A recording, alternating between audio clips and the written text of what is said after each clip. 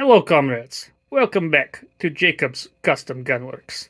Today we got a real quick tabletop review on the Blackhound 6 to 24 by 50. This scope is in mils. This is their Genesis series that I picked up from Steve from the Montana Musings Outdoor channel here about a week or so ago. So thank you, Steve.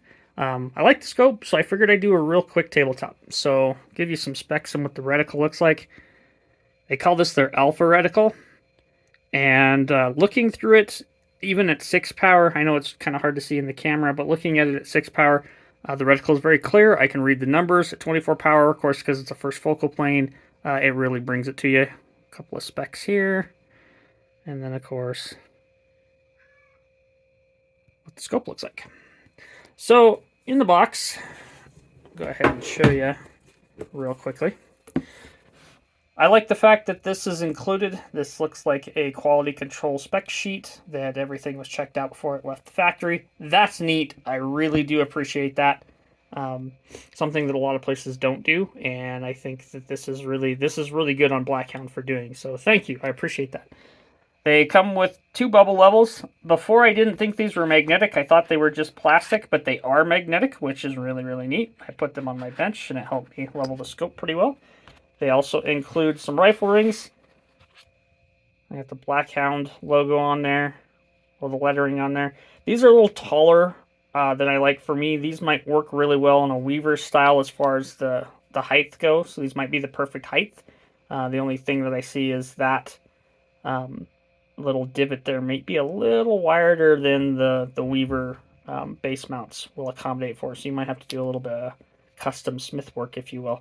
But on an MOA rail, like a 20 MOA rail, these will work fine. But they are a little tall. A lot of guys spring for their own rings when they buy scopes, so it's neat that these are included. A lot of places don't do that. Of course, you have your instruction manual, everything in here. It does include a little lens pen cleaner, which I think is kind of neat. I know these aren't terribly expensive, but it's neat that it's there. There is a bunch of stickers in here. Another cleaning cloth for your lens. A few tools, for instance, your Allen keys and whatnot to get everything on here.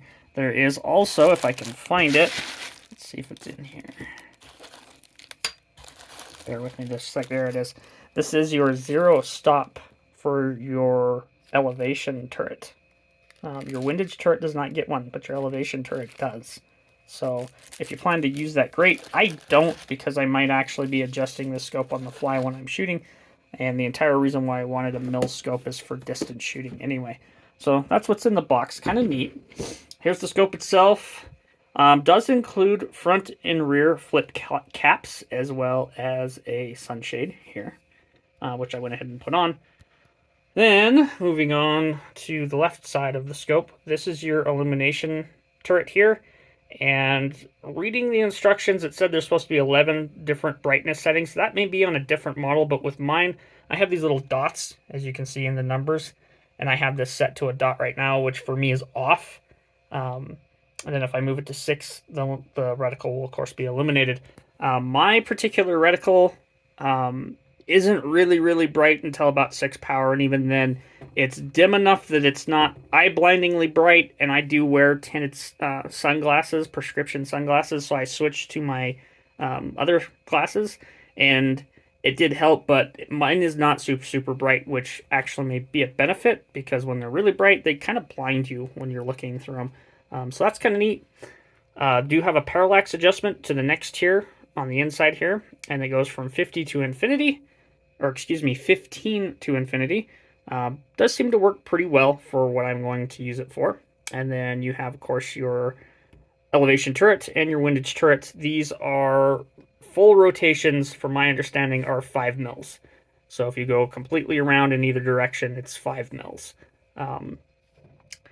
Admittedly, I have not shot this rifle with this new scope on. I was going to wait till after the season. It is hunting season here in the northern country, but I decided, I'm going to throw it on there. It's just too damn cool not to. Pretty happy with it so far. Then, of course, you have your 6 to 24. I generally don't like 6 to 24 scopes because they wash out a lot of reticle, when you, and especially in a first focal plane scope, when you zoom them in. But This particular one should work really well for what I want it to do, which sounds like I'll be shooting, in the category of 1,400 plus yards when I go to these precision shoots and these long distance shoots. So, pretty neat scope. Again, thank you, Steve.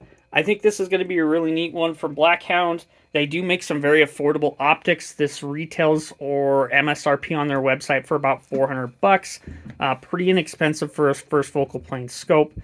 And then, of course, there's sales that they have. I think they have a pre-Black Friday sale going on right now. So check that out.